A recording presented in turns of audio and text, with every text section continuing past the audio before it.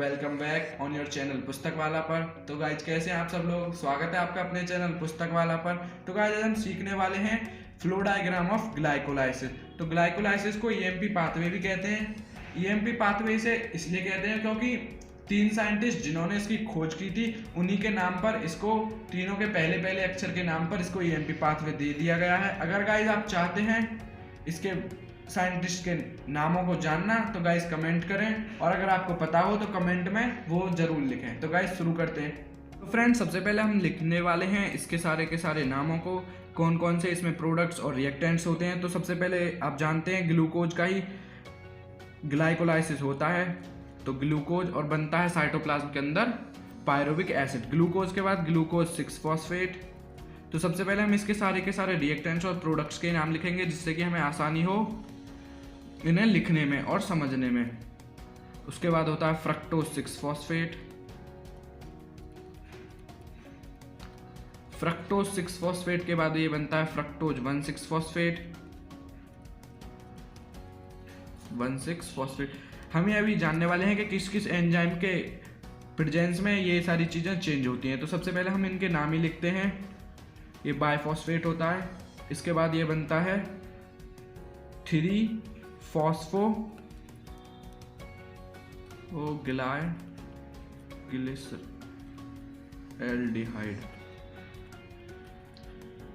DHYD। उसके बाद ये बनता है 1,3 फॉस्फो, इसको शॉर्ट में PGL भी बोल देते हैं। उसके बाद ये चेंज होता है 1,3 फॉस्फो ग्लाइसेरिक एसिड के अंदर 3 फॉस्फो ग्लाइसेरिक एसिड के अंदर। उसके बाद ये चेंज हो जाएगा आपका 2 फॉस्फो ग्लाइसेरिक एसिड के अंदर। उसके बाद ये चेंज होगा 2 फॉस्फो इनॉल पायरुविक एसिड के अंदर। उसके बाद ये चेंज हो जाएगा पायरुविक एसिड के अंदर।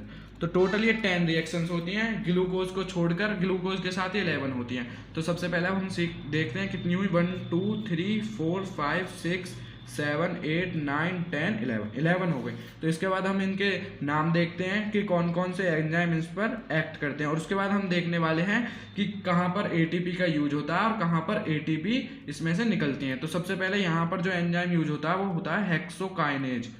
तो आपको भी अगर ऐसे ही याद करेंगे तो बहुत आसानी रहेगी। पहले सारे रिएक्टेंट्स और उसके बाद प्रोडक्ट्स को याद करने के बाद, और उसके बाद आप एंजाइम, इसमें जो एंजाइम यूज होता है वो होता है आइसोमरेज, क्योंकि ग्लूकोज और फ्रक्टोज दोनों आइसोमर हैं। सेम इनका फॉर्मूला होता है लेकिन स्ट्रक्चर इनका अलग होता है। तो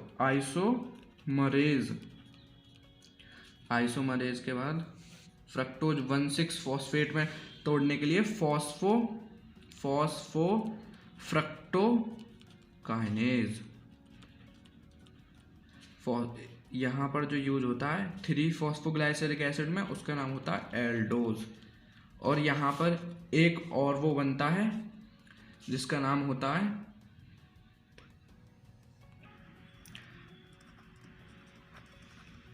डाईहाइड्रोएसीटोन फॉस्फेट।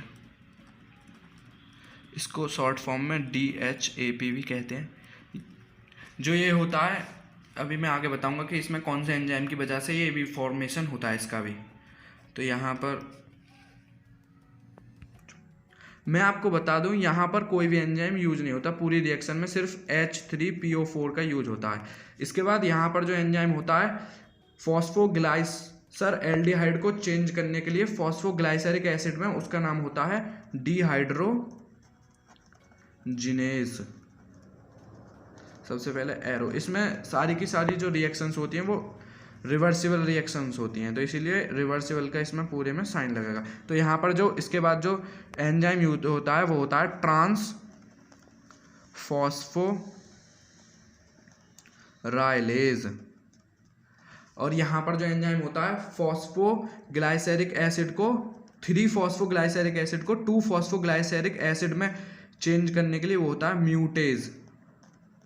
और यहाँ पर 2-फॉस्फोग्लाइसरिक एसिड को 2-फॉस्फोइनोल पायरुविक एसिड में चेंज करने के लिए उसका नाम होता है इनोलेज, इनोलेज। और फॉस्फोइनोल पायरुविक एसिड को पायरुविक एसिड में चेंज करने के लिए पायरुविक काइनेज। ओके। तो अभी तक हमने 2 चीज़ें इसमें सीख ली हैं। सबसे पहले हमने सारे के सारे प्रोडक्ट्स और रिएक्टेंट्स का नाम लिखा, उसके बाद हमने देखा कि कौन कौन से एंजाइम की प्रेजेंस में क्या क्या चेंज होता है। अब तीसरी जो हम चीज़ सीखने वाले हैं वो है हमारा कि कहाँ पर एनर्जी यूज होती है और कहाँ पर एनर्जी निकलती है। तो सबसे पहले यहाँ पर ATP का यूज होता है, ATP का यूज होता है, ADP में चेंज होता है। ATP का यूज होने के बाद ADP उसमें से बाहर निकलती है और वो होता है मैग्नीशियम आयन की प्रेजेंस में। उसके बाद यहाँ पर भी ग्लूकोज को ग्लूकोज 6-फॉस्फेट में चेंज करने के लिए एनर्जी का यूज होता है। उसके बाद फिर से ATP का यूज होता है, ADP में चेंज होता है, और ये भी हमारा मैग्नीशियम आयन की प्रेजेंस में। ये फ्रक्टोज 6-फॉस्फेट को फ्रक्टोज 1,6-फॉस्फेट में तोड़ने के लिए होता है। इसके बाद आपका जो सबसे पहले एनर्जी जो हमें वापस मिलती है वो मिलती है NAD से NADH2 में चेंज होकर। सबसे पहली जो हमें एनर्जी मिलती है वो 1,3-बाय-फॉस्फोग्लाइसरेल एल्डिहाइड की चेंज करने में फॉस्फोग्लाइसरिक एसिड हमें एनर्जी प्राप्त होती है, और यहाँ पर पानी का भी यूज होता है, H2O। ओके, इसके बाद यहाँ पर फिर से हमें एनर्जी मिलती है ADP, फिर से चेंज होते हैं ATP में।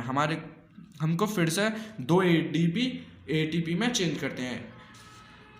तो उसके बाद फिर से एक बार हमें यहाँ पर भी एनर्जी मिलती है ADP से ATP में।